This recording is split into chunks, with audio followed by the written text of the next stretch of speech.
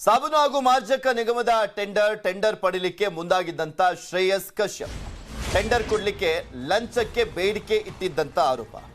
ಯಾವ ಕಾರಣಕ್ಕೋಸ್ಕರ ಲೋಕಾಯುಕ್ತ ಅಧಿಕಾರಿಗಳು ದಿಢೀರಂತ ದಾಳಿ ಮಾಡಿದ್ರು ಗೊತ್ತಾ? ಅದು KRDL ನ ಒಂದು ಟೆಂಡರ್ನ ವಿಚಾರಕ್ಕೆ ಸಂಬಂಧಪಟ್ಟಂತೆ 80 ಲಕ್ಷ ಹಣಕ್ಕೆ ಆ ಒಂದು ಲಂಚಕ್ಕೆ ಬೇಡಿಕೆಯನ್ನ ಇಡಲಾಗಿತ್ತಂತೆ. ಟೆಂಡರ್ಗೆ 80 ಲಕ್ಷ ಲಂಚದ ಬೇಡಿಕೆ ಇಟ್ಟಿದ್ದಂತ ಆರೋಪ. ಲಂಚದ ಹಣ ತನ್ನ ಪುತ್ರ ಪ್ರಶಾಂತ್ಗೆ ಕೊಡ್ಲಿಕ್ಕೆ ಸೂಚನೆಯನ್ನ ಕೊಟ್ಟಿದ್ರಂತೆ ಶಾಸಕರು ಅಂತ ದೂರು ದಾಖಲಾಗಿದೆ. ಶ್ರೇಯಸ್ ಕಶ್ಯಪ್ಗೆ ಸೂಚಿಸ್ತಾ ಇದ್ರಂತೆ. ಮಾಡಾಳ್ ವಿರೂಪಾಕ್ಷಪ್ಪ ಅವರು ಚನ್ನಗಿರಿಯ ಬಿಜೆಪಿಯ ಶಾಸಕ. ಲಂಚದ ವಿಚಾರವಾಗಿ ಲೋಕಾಯುಕ್ತಕ್ಕೆ ಶ್ರೇಯಸ್ ಕಶ್ಯಪ್ ದೂರನ್ನ ಕೊಟ್ಟಿದ್ರು. ಶ್ರೇಯಸ್ ದೂರು ಆಧರಿಸಿ ಪಕ್ಕಾ ಪ್ಲಾನ್ ಅನ್ನ ಮಾಡಿ ಲೋಕಾಯುಕ್ತ ರೇಡ್ ಅನ್ನ ಮಾಡಿತು. ಲಂಚದ ಹಣ ಪಡೆಯುವಂತ ಸಂದರ್ಭದಲ್ಲೇ ಸೀಸ್ ಮಾಡಿದ್ರು ಲೋಕಾಯುಕ್ತ ಅಧಿಕಾರಿಗಳು. ಲಂಚವನ್ನ ಪಡೆಯುವಂತ ಸಂದರ್ಭದಲ್ಲಿ ಅವರ ಪ್ಲಾನ್ ಪ್ರಕಾರನೇ ಈ ಆಪರೇಷನ್ ಆಗಿದೆ. 40 ಲಕ್ಷ ಹಣ ಕೊಡುವಂತ ಸಂದರ್ಭದಲ್ಲಿ ಲೋಕಾಯುಕ್ತಕ್ಕೆ ದೂರನ್ನ ಕೊಡಲಾಗಿತ್ತು. ಅವರು ಒಂದು ಪ್ರೀ ಪ್ಲಾನ್ ಮಾಡಿದ್ರು. ಆ ಪ್ರೀ ಪ್ಲಾನ್ ಪ್ರಕಾರನೇ ಆಪರೇಷನ್ ಮಾಡಿ ಪ್ರಶಾಂತನ್ನ ಬಲೆಗೆಡವಿದ್ದಾರೆ. ಇದೆಲ್ಲದ್ರ ಬಗ್ಗೆ ಮತ್ತಷ್ಟು ಮಾಹಿತಿಯನ್ನ ನೀಡ್ತಾರೆ ನಮ್ಮ ಪ್ರತಿನಿಧಿ ಮುನಿರಾಜು. ನೇರ ಸಂಪರ್ಕದಲ್ಲಿ ಜಾಯಿನ್ ಆಗ್ತಾ ಇದ್ದಾರೆ. ಮುನಿರಾಜು, ಈಗ ಆಲ್ರೆಡಿ ಟೋಟಲ್ ಆಗಿ ಹತ್ತತ್ರ 8 ಕೋಟಿವರೆಗೂ ಕೂಡ ಹಣವನ್ನ ಸೀಸ್ ಮಾಡಲಾಗಿದೆ. ಪ್ರಶಾಂತ್ ಈಗ ಎಲ್ಲಿದ್ದಾರೆ? ಅವ್ರ ಜೊತೆ ಇನ್ನು 4 ಅರೆಸ್ಟ್ ಆಗಿದಾರಲ್ಲ, ಅವರನ್ನು ಯಾವ ರೀತಿಯಾಗಿ ವಿಚಾರಣೆ ಮಾಡಲಾಗಿದೆ? ಇನ್ನ ನೆಕ್ಸ್ಟ್ ಏನ್ ಪ್ರೋಸೆಸ್ ಇರುತ್ತೆ ಅಂತ ಈ ದಾಳಿ ವಿಚಾರಕ್ಕೆ ಸಂಬಂಧಪಟ್ಟಂತೆ ನೋಡಿದಾಗ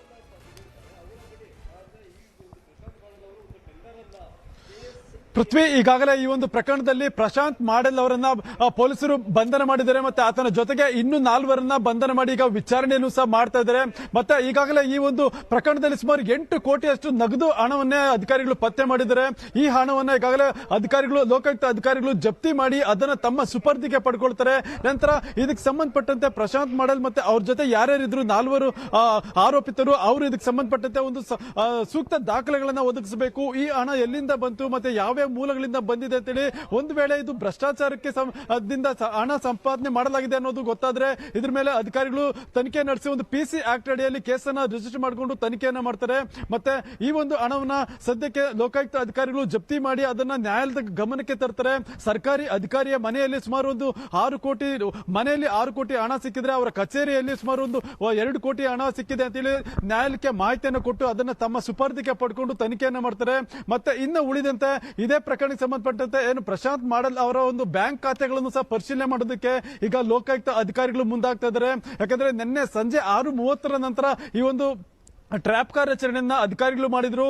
ಈಗ ಬ್ಯಾಂಕ್ ಅವಧಿ ಶುರುವಾದ ನಂತರ ಏನು ಆತನ ಯಾವ್ಯಾವ ಬ್ಯಾಂಕ್ಗಳಲ್ಲಿ ಯಾವ್ಯಾವ ಖಾತೆಗಳಿದೆ ಆ ಒಂದು ಖಾತೆಗಳ ಒಂದು ಮಾಹಿತಿಗಳನ್ನ ಪಡ್ಕೊಂಡು ಅಲ್ಲಿಗೆ ತೆರಳಿ ಏನೆಲ್ಲ ಟ್ರಾನ್ಸಾಕ್ಷನ್ ಆಗಿದೆ, ಎಷ್ಟು ಖಾತೆಗಳಿದೆ ಮತ್ತೆ ಎಷ್ಟು ಟ್ರಾನ್ಸಾಕ್ಷನ್ ಈವರೆಗೆ ನಡೆದಿದೆ ಅನ್ನೋದ್ರ ಬಗ್ಗೆ ಒಂದು ಡೀಟೇಲ್ಸ್ ಅನ್ನ ಕಲೆಕ್ಟ್ ಮಾಡ್ತಾರೆ. ಆತನ ಸಂಬಳ ಹೊರತುಪಡಿಸಿ ಬೇರೆ ಏನಾದ್ರೂ ಅಕೌಂಟ್ಸ್ ಬೇರೆ ಖಾತೆಗಳಿಂದ ಹಣ ಸಂದಾಯ ಆಗಿರೋದೇ ಆದ್ರೆ ಅವುಗಳ ಮತ್ತಷ್ಟು ಮಾಹಿತಿಯನ್ನ ಪಡ್ಕೊಳ್ತೀವಿ.